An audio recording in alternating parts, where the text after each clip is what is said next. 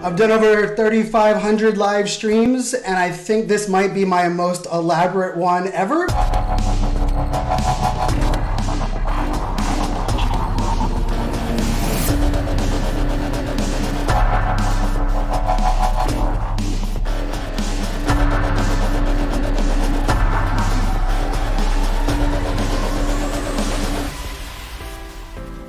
Well over 40 different screenshots and overlays that I'm gonna transition between. And I'm gonna talk a little bit about football, but I wanted to kind of talk about the draft and everything that kind of went into it.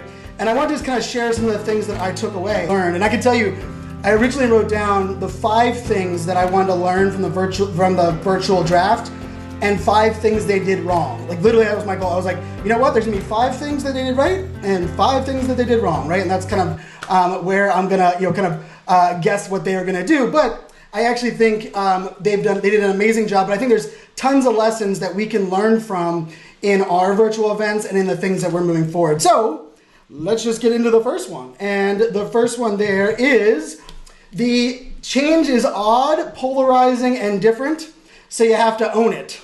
And I think that was something that we definitely saw. I actually loved JJ Watt's tweet here. He said, do you know how long my mom would have had us cleaning the house if there was going to be national TV cameras in our living room for the draft? And I know this was a big piece of contention for the draft. And funny enough, they actually didn't move the draft online until I believe it was April 6th. So yeah, April 6th is when they actually moved the draft online, which I thought was pretty interesting from a standpoint of, wow, you're not going to even give yourself an entire month. And although the draft is, let's face it, put on by the NFL, which is a giant mammoth of an organization, it's also kind of important to realize that less than a month to get that ready is still a heck of a lot of time, or not that much time. And there's also just the case that there's lots of change, and I think for a lot of organizations that are out there today, we all have people that are stuck in their ways. We all have people that, hey, we've done it this way always, we don't want to change. And a lot of the feedback I heard about the draft going from offline to online was it's going to get hacked. People aren't going to be able to do trades. It's going to be too distracting. Nobody's going to watch it. And let's be real. I don't know what the numbers would have been if everyone wasn't stuck from home and had no sports for the last month to watch. But it was a big risk for Roger and kind of what was going on in that arena. But there's also it's a big, massive element of what they have kind of planned and how they're making this all work. And I thought they did a good job out of the gate of owning the different aspects of that first of the draft, while also kind of embracing the fact that, hey, this is something that is going to be different, and we have to connect what we're used to doing with what we're doing now. And I thought they did that really well. Roger Goodell had the fans behind him booing. And I think it's important when you're moving a draft from, or you're moving anything from offline to online, or you're making a massive change, it's important not to throw away everything that worked previously. It's important to kind of connect those dots, kind of along the way. And I think that could have been, can be really valuable. And I think for a lot of people, they kind of saw that, kind of across the board. Now, I will say, to set the straight, look at this. Look at this massive setup that they had for production. And so I understand that not all of us have this kind of production. But granted, they were broadcasting across multiple channels in multiple feeds. And interestingly enough, they did only have a team of 6 people in the actual physical studio, which to me was, it seemed like it was massively under leveled compared to everything else that was going on. And so I give the NFL credit for going all in and connecting some of the dots. But I will say, for everything that they had to worry about and there was so much going on, the fact that it went off almost flawless is definitely something that they should be proud about. All right, number 2, test, tweak, and document it for pre-event content. So I don't know if you guys saw this, but a big thing around the entire draft, and I see a bunch of people that are jumping in here on across the different socials. What's up, Jim? Thanks for jumping in. Lots of people kind of commenting about the draft. things that were different events that have moved online. My good buddy John, who I used to work for, John actually is over there at Adobe Summit, and I had the luxury of doing some fun things with Adobe Summit, with everything that they had going on. I thought they did an amazing job in such a short period of time, of moving online. And I tell you what, one of the things that a lot of virtual events struggle with is how do you promote the event before it actually happens? And I thought this was actually genius, was that they, about 5 days before the event, they were testing the setups, making sure people's internet and the cameras were all at the right spots. And they actually used those photos to be like, hey, here's what it's going to look like before the draft happens. And I think when you're thinking about a virtual event and moving something something so big and massive from offline to online, one of the things that I think we forget or we don't do very well is educate the audience and kind of bring them along on the journey. And I always say that you have to take them kind of backstage with you. And so I thought the NFL did a really good job of understanding the importance of that pre-event content. I loved the behind the scenes, looked into all the different draft rooms. Now, we're going to talk about the draft rooms a little bit. I would love to hear in the comments, for those that are watching live, which of the draft rooms were your favorite? I have a feeling I know the answer to that one. So number 2, test, tweak, and then document. All right, number 3, massive shout out to Trey Wingo. Trey Wingo was the host and MC across all of the days of the virtual event, the virtual draft.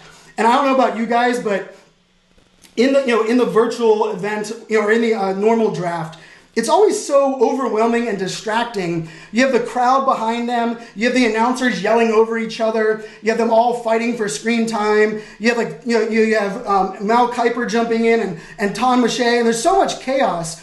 And I expected them to use multiple hosts across the 3 days of the event. And it was one of my concerns, because I was like, you know what? This is going to be really tough for someone to jump in and get used to the delay or all of the technology things, right? Like we were all watching, there was like a 2-second delay every time they sent it to one of the remote reporters. But let's face it, we should be expected. But as an announcer, as a host, I've hosted lots of events. I know some of my good friends watching this live have also hosted live events. That silence is deadly. And if they used multiple hosts that didn't have that rapport and didn't have that kind of broken down with them, I think that would have been a massive mistake. And I would think it would have been easy to do. But I think Trey Wingo did an amazing job, and I wanted to point out a couple of things that he did really, really well. A couple of them were, when he had 3 guests on the screen, what he would do is he would direct the question to one of the guests. But in a normal interview, he would direct the question to the guest would answer, it would come back to him, and then he would direct the question to the next guest. Well, in that scenario, you're dealing with 3 different 2-second delays, right? 2-second delay to ask the question, 2-second delay after the answer, 2-second delay to ask the new question. And I thought what Trey Wingo did really, really well, and this is something all hosts and MCs can learn from, is he did an amazing job of saying, hey, Riddick, Riddick, I'm curious, what's your answer to this? And Riddick, when you're done, send it over to Booker McFarland, right? And so what he did was, he directed the question, but he also directed the person to jump in next to the guest that was next, which really, it was genius, because the delay would have been a lot more noticeable. It would have been a lot more kind of janky from everything that goes on. My good friend Brian Kramer just said, or just co-host, which Brian and I have co-hosted a couple of events together. Adobe and Oracle come to mind, as well as IBM. Shout out to Mitch Jackson. What's up, Mitch Jackson? Thanks, Mitch and Deborah, for jumping in. I see Brian over there on Facebook as well. Thanks, everybody. Hey, Jennifer, jumping in on Facebook. So we're going through those 15 virtual event lessons from the NFL draft. And so we just did number 3. Invest in a great host and an MC and let them do what they do. Kudos, Trey Wingo. I tip my hat to you. I thought you did an amazing job. Absolutely amazing job. All right, number 4. We got number 4. Know what to multi-stream and what to make exclusive. Now, this is one of those things, as soon as I heard that the NFL draft was teaming up with the NFL Network and ABC and using all of their social channels, I was like, oh man, here we go. just gonna blast it out everywhere, and we're gonna have a whole bunch of the same thing on every channel, on every different message. And it's gonna be really confusing. And I give them credit; they did not do that. They did not overly multi-stream. They actually did multi-streaming, what I believe, correctly, in that they, on the TV channels, a lot of the same TV channels use the same broadcast. But you went to the NFL Network. This is, I don't know if you guys watch this, but actually a shout out to Vincent Orlick, I know who's watching this live. Vincent's actually the one that turned me on to this. So they actually had a bunch of the players, including Tampa Bay Tom Brady. And they had DJ Khaled, they had Kevin Hart, in what I would consider probably one of the most examples of the craziest Zoom you've ever seen, because Deion Sanders was talking over different people. It was pretty interesting, to say the least. But I thought it was a great way to use Facebook Live during the draft for people that maybe didn't want to listen to Trey Wingo for 8 hours a day, or to change up, how you were, those different pieces of it. And so I thought it was really smart. And then, of course, I'm a Steelers fan. You guys can kind of see it. I thought the Steelers, each one of the NFL teams did a different way of the virtual draft. The Steelers did a great thing. We didn't have a first-round draft pick this year. Actually, we did. We just got him last year. His name's Minka Fitzpatrick. But the Steelers did on day 2 and day 3 of the draft. They did interview series on their embedded website, and then they streamed it to Periscope and Facebook Live. But they did a great job of mixing in celebrities and players. This screenshot is with the president, Mr. Rooney, there of the Pittsburgh Steelers. But this is a good example of mixing up and leveraging multi-streaming when it makes sense, and leveraging direct kind of streaming for Facebook Live when that makes sense as well. My good friend Angus Nelson just said, what software are you using? This is Ecamm Live, the best. I absolutely love Ecamm Live. So I'm using Ecamm Live directly from my desktop right now, and I'm actually have 3 cameras hooked up. You're gonna have to stay tuned to see one of the camera shots is coming up really soon. I think you guys are gonna like that. So we have, there's Mr. Vincent Orlick, who I know who is a Tampa Bay fan. Jennifer saying what's up to Mitch and those that are in the room. Thanks guys for jumping in on a Sunday night and kind of taking a peek into this the draft. And I think it was it was really interesting, all of the different variables that went in to the draft. So we've done number 4 of 15. We're gonna jump into number 5. Create swim lanes and then prepare to own that freedom. Well, what I mean by that is, if you give people rules, this is how you have to live stream, these are the things you have to do, everything becomes robotic, right? Everyone's every screen looks the same, every draft room looks the same.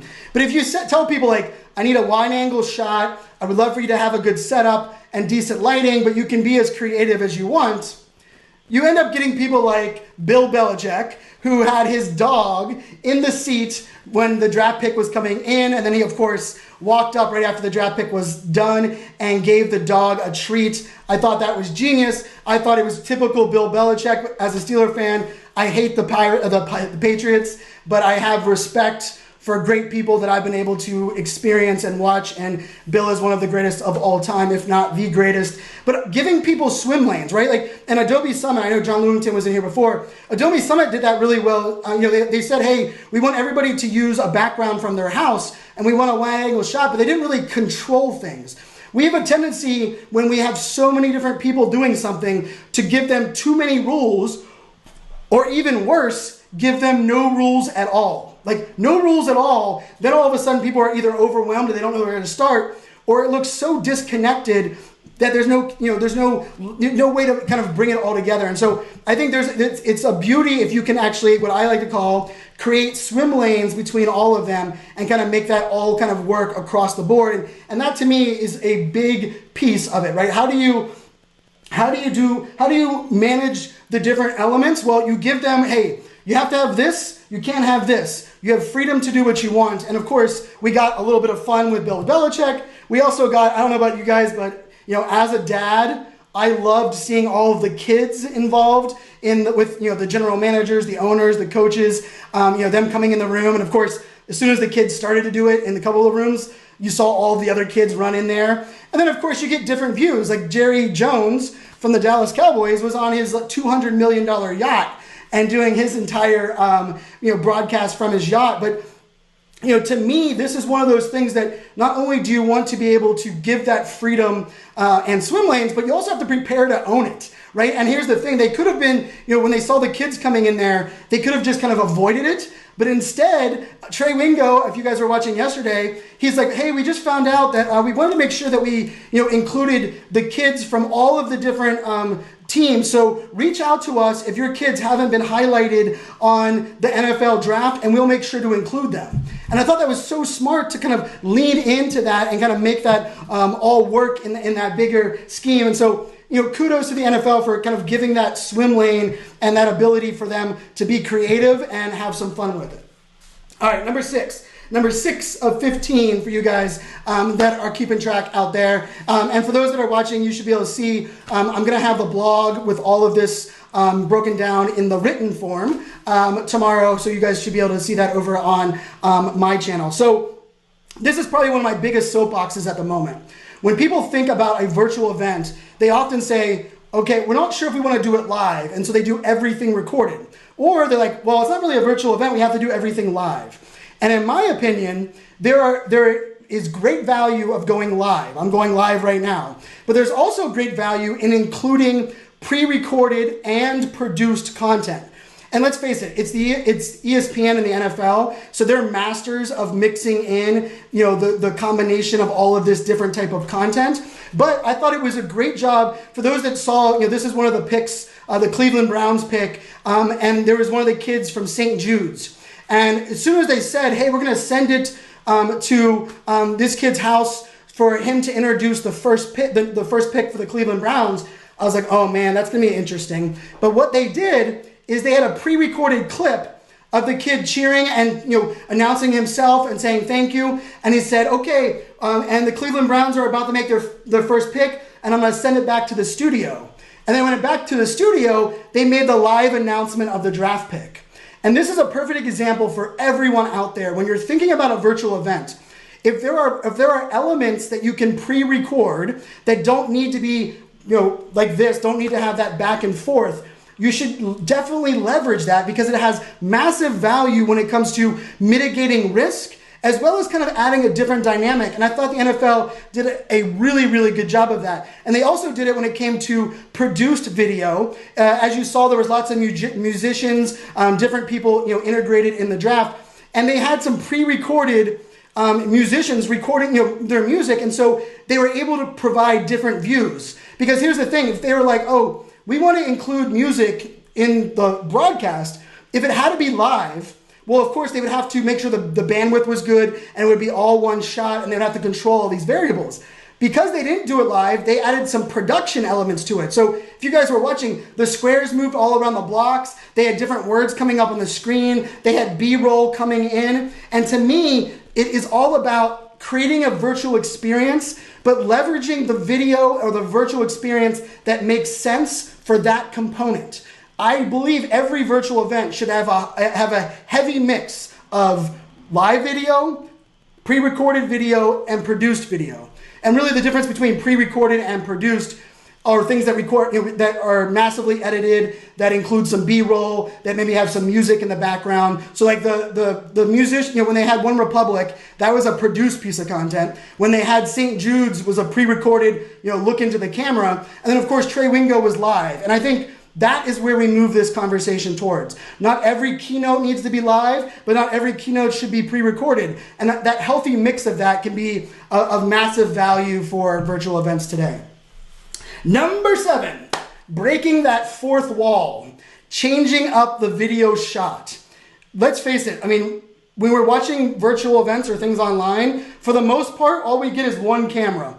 And there's a reason that we have a short attention span, because we're like, we like to have things changed up in different vantage points. But in this case, I thought they did an amazing job. And I don't know if you guys noticed, but every single one of these wide angle shots into the draft room were all done with a wide angle camera and no sound. There was no sound from that component. Now, when they had the players in their house, they had a wide angle shot with sound. And then whenever they were going to interview somebody, they came in and did a close-up shot so that it can be more intimate. The emotion that you are trying to convey, the emotion you're trying to garner, is something that is extremely important when you're thinking about a virtual event and how you can use this. We don't want to just use different video shots for different reasons, for no reason at all. We want to have a strategy and a reason for everything we use. And so I thought the wide angle with no sound was very smart for like the war room. And I love they brought it in nice and tight for whenever they were doing interview shows. And then of course, I don't know about you guys, but this was, he definitely stole the show when it came to the best war room of them all, which, hey, Cardinals GM, this is Arizona. I lived out in Arizona for 9 years. This was truly the best of the best, which is, definitely pretty cool to see what they did. I know my good friend Vincent Orlick, who's watching live, is out there in Arizona. Thanks, Vincent, for jumping in. I see Brian is saying what's up there on Facebook. Mitch Jackson asked, is this being shared on multiple platforms? Yes. We are on Twitch, LinkedIn Live, Facebook page, Facebook profile, as well as Periscope. So, thanks for tuning in wherever is best for you guys. Kingsbury, beautifully done. Such a beautiful done. And, and breaking that fourth wall, really what is important there is thinking outside the box. And while I said I'm going to try to implement a couple of things for you guys, well, this was something that was asked of me. I'm kind of known for my shoes. And someone the other day said, Brian, you should do a shoe cam. Well, here's your shoe cam for you, friends. We're going fourth wall. We have the bird's eye camera. We have the straight on camera and a shoe cam. And really what this whole idea is, how do you change up that vantage point? How do you bring people in behind the scenes? And maybe how do you give them something you can't get anywhere else? And I don't know about you, but how many shoe cams have you guys seen on live video? Probably not very many, right? So, and for me, that's, it's all about, kind of changing up that vantage point, giving people a different view. Maybe you guys want to check in from the bird's eye camera up there so you can see this is my setup. I am a one-man team broadcasting all of this live to all these channels. I'm the one that created all the overlays and delays. This is kind of what I'm doing in my world. So yes, Deborah, the shoe cam is live, and I'm so glad you guys are enjoying a little change up there. But yeah, so there's a little shoe cam. It's all about, it comes down to making sure that you're providing a different vantage point, embracing technology when it makes sense, and hopefully having a little fun with it too. And to me, that's what it's all about. I think there's definitely some fun ways that you can do that. Shoe cam for the win. I'm glad you guys thought that was pretty fun. So we're going to jump into number 8. And I do have another camera fun thing for you guys before we get to number 15. And so number 8, if you guys are keeping track at home, which I don't know who would be keeping track at home, this is 8 of number 15. The 8th one is mixing up the content with live content, broadcasts, interviews, and entertainment. And I thought they did an amazing job of mixing in entertainment, mixing in different components within the broadcast. They had some great musicians. They had her. They had Jennifer Hudson. And not only were they very well produced, but they were very well integrated within the show. And it broke up some of that monotony of just being draft picks and Trey Wingo in the studio. And they also did a pretty good job of getting creative with their interview style, right? Some interviews were, two people side by side. Some of them were, the boxes of 4. Some of them were split screen. Sometimes they threw it out. And I think for everyone that's out there right now, when you're thinking about these different components, you have to get creative, right? So right now here we can, I'll give you another creative one here. I'm getting creative on the fly. I have the 360 camera right here, recording a nice 360 time lapse. And if I had the extra device, my computer could handle it, I could give you a 360 view into what's going on, right? It's all about, how do we get creative to mix up the content, but it's also making sure that you're doing it in a way that makes a lot of sense. So kudos to them kind of integrating both, entertainment, different broadcast styles, some interviews, some, talking head, really, something that you can do in all kinds of different ways. I do see a bunch of people here jumping in live. Hold on, I'm writing all this down. I'm going to do a live stream right after, providing the top 20 lessons. There you go. I like it, Vincent. Go for it, my friend. I'm okay with that. Mitch Jackson said I should mount a GoPro on those laces. Yes, These are my Steelers slippers. I'm very proud of the fact that I have not worn shoes since March 11th, since I went into quarantine. I've been on flip-flops and no shoes. Funny enough, I don't like socks. I have a shoe thing, but I don't like socks. But we'll jump into number 9. So number 9, manage expectations and roll with the punches. Now, the only thing I always tell people is that the only guarantee that you have when you're virtual and live streaming is only guarantee you have is that something will go wrong, right? That's the only guarantee you have. And so then you have to be able to roll with that. You have to be able to embrace it, but you also have to be able to put things out on different channels and educate people the way you should do it. And so the NFL did a great job. They were up on TikTok and Twitch. They had different camera angles. And of course, I thought this was funny. The Texans, and I can't believe this was the only one. I don't know, those that are watching live, did anyone else see any major breakdowns by any of the coaches or general managers? But this was a funny one. The Texans coach, I think he was mad because his speakerphone or something wasn't working. But I was actually surprised there wasn't more of that. And I also, there are some people on Twitter, because, people on Twitter are always looking for something to complain about, even though I love Twitter. There are people on Twitter talking about like the delay and some of like the minor glitches with microphones and stuff. Let's face it, that stuff's gonna happen. Like if that's what you're complaining about, you need to probably get a life, because there's some things that are definitely gonna go wrong, some things that you have to roll with. And I do think the NFL did a great job of educating, but also kind of providing different views, different ways to kind of roll with the punches. Number 10, we got 5 left. Provide exclusive and real-time access when it makes sense. So if you guys were following the different channels on Facebook Live, on Twitter, on all of the different social channels, on YouTube, on Instagram, they had all of these different opportunities to ask questions to your favorite players, or to, if you donated, you got to come on camera during the Zoom call with Roger Goodell, and I think they raised over $7 million during that piece. And so when I think about live video, right? Yes, we can broadcast live video to the masses. They can broadcast the draft. That's a no-brainer. But the real power in live video is the participatory element, right? Like everyone here that's watching live, I can throw in your comments. This is participatory content. Scott Ayers says, I didn't watch any of it. Ever since the draft went to a weekend, I stopped watching it. Well, I wish that's fair. I was counting down for the draft for like 3 weeks because going a little bit stir crazy inside. So, it's not for everyone, but it's definitely, different ways and different things that you can jump in and do it. And, and I think, one of the things you also have to think about in live content is adding the elements that are exclusive when they make sense, but also, hey, like bringing people behind the scenes. Like I thought the draft did a really great job. You got to see some of the coaches on their patio. You get to see, one of the players, his mom was excited to walk him down the red carpet. So he did a video of him walking his mom down the red carpet, and they posted that out there on the different channels. I thought they did a great job of providing exclusive real-time access across the different channels.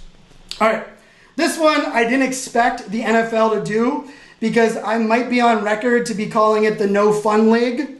And the No Fun League is usually connected to the fact that most of the time they're throwing flags for no reason. They don't want celebrations. They don't like social media, blah, blah, blah, blah, blah. But I have to say, the NFL gave the players, the coaches, some swim lanes, and even Roger Goodell. And here's the thing. It's one thing for people to be funny and for people to test the limits. It's another thing for them to test the limits and for the team behind the brand to just say, cool, we're gonna lean into what works. And so I don't know if you guys were watching a majority of the draft, but Roger Goodell spilled his M&Ms and made this joke about M&Ms. And then every time they threw the broadcast to him on the last day, they would ask him how many M&Ms are left in his container, and he'd hold up his container, right? And then of course you have Mike Vrabel up here, which I don't even know I still don't really even get what Mike Vrabel was doing with his bodyguards for his draft. But I tell you what, if you looked at the social media, not only did they own it, but they were making memes themselves of Roger Goodell, like what is he going to look like by the end of the draft? And Roger Goodell, he was giving a virtual hug to people on the camera, right? And so I think when we think about these things and we give people space to be creative, It's great that we give them space to be creative. It's another thing if we can celebrate it and lean into it if people are talking about it and people are having fun with it. Because to me, that's where that virality comes into. That's where a virtual event can really take on a world of its own. And that's something that a virtual environment can really do better than anywhere else. The ability to cut up content, the ability to kind of roll with the punches and things that you're doing. My good friend Roger Wakefield, a master of the live streaming and video over there, said, "What is this Pittsburgh stuff?" Oh, I live and breathe Pittsburgh everything. Born and raised in Pittsburgh. Thanks for jumping in over there on LinkedIn. We're going through 15 virtual event lessons that I found during the actual virtual NFL drive. And hopefully you guys are enjoying this. I'm going to share all the tips in a blog post up there on my website for those that aren't sticking around the whole time, or maybe you want to share that out to your community. I know not everybody's into video or into live video especially. So we're going to jump into number 12. And number 12 is upcycling your content in real time to create social conversations. When we're thinking about things that are online and you're creating an event, most of the time, let's face it, if you have an offline event and you're selling tickets to your event and it's a 3-day event, promoting the event during day one is all about just telling people that you should be here, and you're hopefully bringing them, educating them to come to next year's event. In a virtual event, by creating collateral on day one, you actually can have people tune in and buy tickets for day 2, day 3, go watch the recordings. Maybe they watched a little bit of the draft, but they had no idea that there was all these different war rooms, right? Like, how cool is that? And so I thought it was really interesting. If you look at the social channels, you look at the blog posts, the NFL, the ESPN, what they did was they were taking different components of the broadcast and they were sharing them out on all the channels, right? So if you guys saw, like back here when Roger Goodell was doing the announcement of the pick, it had the fans cheering, right? It had all the fans of the teams. Well, they actually sent that video clip to all of the teams and let the teams share it out. Like, think about this for your virtual event. Imagine if you had your host or speakers and 30 minutes after they finished presenting, you had different GIFs and different clips of their video for them to share on social media on the day of the event, right? Like, content, repurposing content for a virtual event is nothing new, but in the virtual space, the more you can do it in real time and the more you can focus on driving social conversations, the more it can drive attention back. Like on Instagram, the NFL, they put out a poll. What was your favorite war room? Or if you could go sit in one war room for next year's draft, what would you want? Whose room would you want to sit in? And funny enough, I thought this was creative. A lot of people said they wanted to hang out with Roger Goodell for the NFL draft. And so they actually they're going to give away for someone for next year to be able to watch NFL in Roger Goodell's man cave. And so these are those ways that we can be creative. We can leverage virtual experiences to really take it to the next level. Also getting creative with the material for fans. So I thought this was really neat. The day before the draft, and then of course throughout the draft, they made custom virtual backgrounds for every single team, and they allowed you to download it for free. And what else would that do? It allows you to promote the event, it allows you to put it behind you in your Zoom calls. We all know that everyone loves playing around with virtual backgrounds. For me, I move too much for green screens and virtual backgrounds, so not really not really as much for me. Brian Kramer says, this is a masterclass. Thank you. Oh, my pleasure. I tell you what, I worked, this is probably the longest I've worked on production element of a live stream in a long while, but it's what I'm selling in my speaking package, and I thought it was a great way to kind of connect the dots, practice what I preach. Hopefully you guys, you guys get there and, you get a little taste of the possibilities. And remember, I did this all myself. I did all the screenshots on my iPad or on the computer. I loaded the graphics up here in Ecamm Live, and then I programmed it out. I wrote myself up a script. I have all of the different things here, and then I just loaded it into different overlays. And I'm using my cool little keypad here to toggle between the different scenes and hopefully keep this thing moving along. So we're on to number 13. And this is a big one. I'm getting this question a lot from a lot of people out there. Is like, how do we incorporate sponsors into a virtual event? And here's the thing. If it's just a logo on a landing page, that does not count as incorporating a sponsor. It should be thought of a collaboration of content and the ability to co-create content. So I thought this was really well done. The NFL on their NFL Facebook page, they had different players, different celebrities going live with a sponsored post talking about the sponsor and then asking for donations.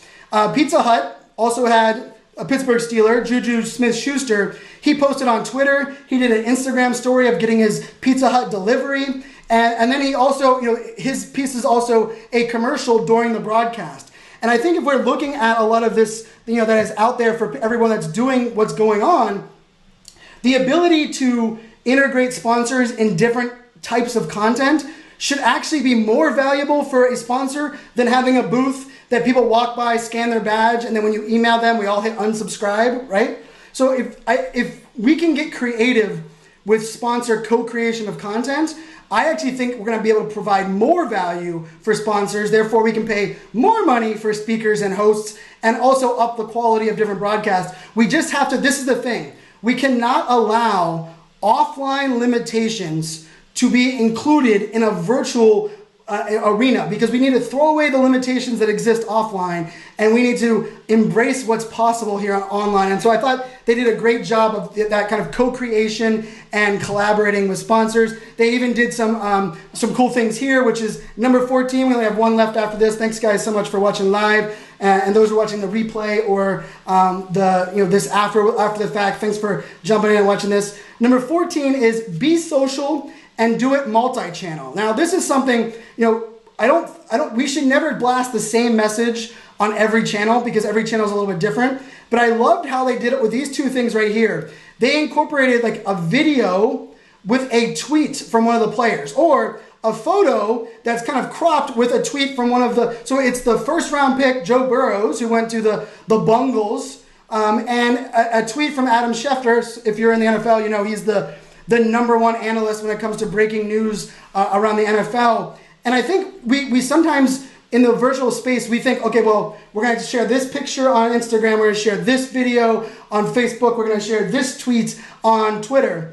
But the idea of kind of crossing over and kind of allowing the content to build on each other gives you endless possibilities, right? So I don't care if you're a small business, you're whatever it is.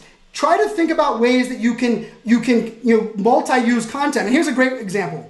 Maybe you take a picture of your new quarantine setup for your restaurant, and you, on the picture, take one of your customer testimonials that maybe either makes sense or doesn't make sense and add it to the photo, right? So you're adding kind of two layers of conversation and context to the different content. I think when we're in this virtual space, we aren't limited by, hey, this can only be there or this can only be that way.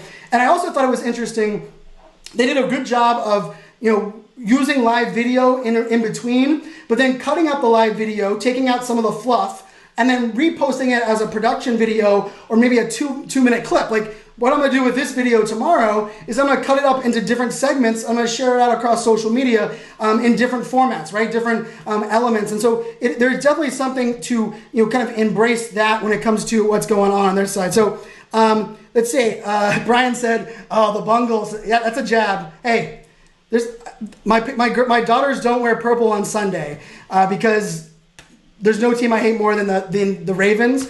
But the Bungles, the Browns, and the Patriots are up there as well. So that's what's about. Yes, get creative with your sponsor content. Definitely can have some fun with that and do some things in some different ways. All right, we're on number 15, and then I have something fun. Hopefully you guys will like at the end. And number 15, be open-minded and open to new possibilities. Now, I was making fun a little bit of this ridiculous Zoom call gone wrong that the NFL did on their Facebook Live. But part of it was fun and part of it was different. And maybe it's something that they do a little bit better structure next time. But if you can own these things and you can just kind of, hey, this is what it is. Like, I love this picture. This picture was actually posted by the NFL. And they said, I don't know if we could ever get Roger Goodell off the couch for another draft. He's used to being on his feet and giving hugs. This year, by the end of the draft, he's in his lazy boy with his Sunday best on, right? And I think when we look at change, we look at risk. It's very easy to be like, oh, thank God nothing went wrong. But I think it's more valuable if we can push the envelope and we can take this to the next, to the extreme and really push where we want this all to happen. And let's face it, numbers don't lie. The NFL posted this today, and they said that it shattered their all-time viewer record for one night. Now, there's a lot of factors, like we're living in times that we've never seen before. I mean, I've been watching replays of sports for hours upon hours.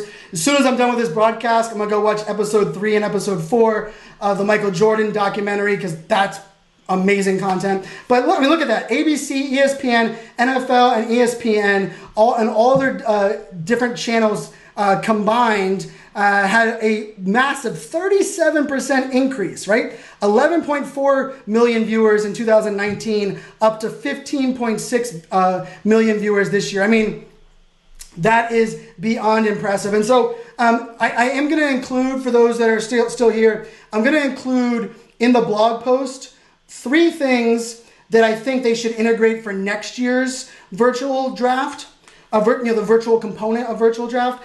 But there was an interesting conversation, and I had the video queued up, but the audio wasn't working. But I'll put a link in the comments on all the different social channels. But there was a really interesting video of Roger Goodell after the fact. And what he said was the general managers and the coaches were giving him feedback and letting him know that they love the format because they got to spend more time with their kids. They got to include their family in the actual draft process. The players said they felt like it was more intimate and more fun and more engaging. And one of the things that Roger Goodell said at the end, which I think is really valuable, is he said, you know what we're going to do?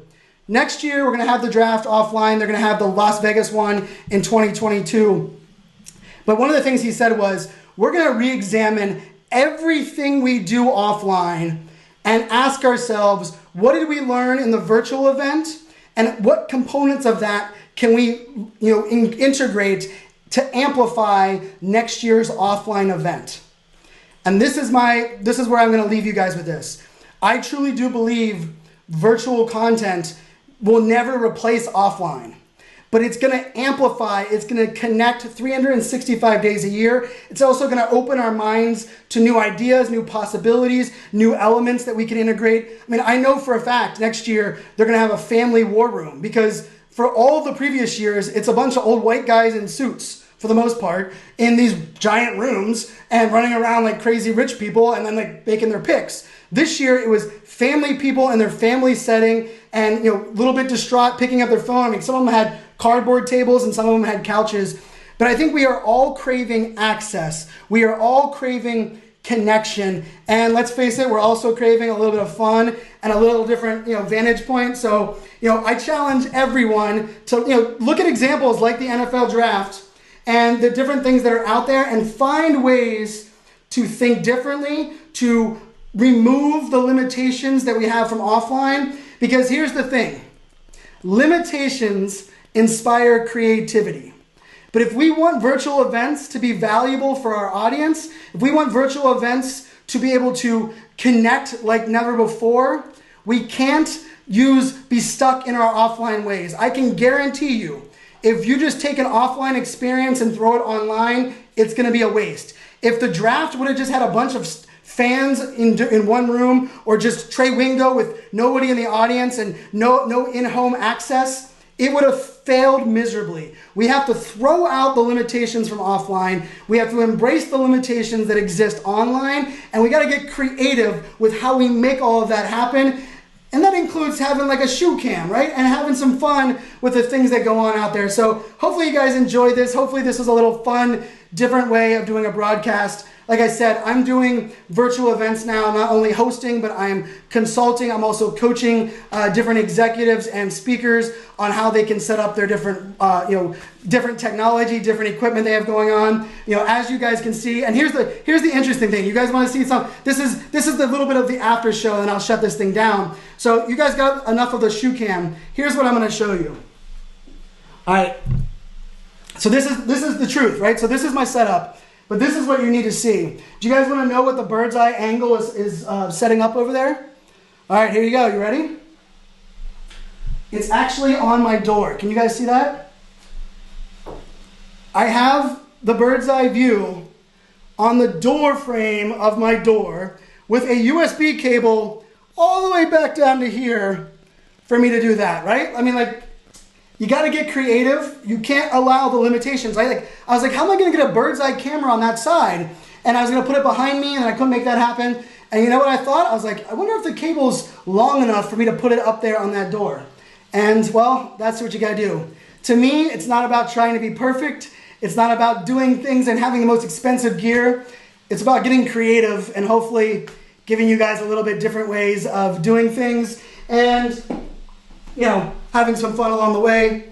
Cheers, my friends. Make it a great evening. If you have someone that wants help with their virtual event, or maybe you want to get better at virtual presentations, make sure to hit me up. I will make sure Michelle, who's head of my event team, gets back to you, and we set you guys up with whatever makes the most sense. I love working with brands, leaders. I love working with different companies. I'm working with some media companies right now, and you know, ultimately, we all have to press the damn button. So till next time, my friends, make it a great day. Remember, go above and beyond to let people know that you care. You let them know what's going on, and we're gonna get through this, because remember, we each gotta make sure we're doing our best, but we got this. We're gonna make this all happen. Till next time, my friends, cheers.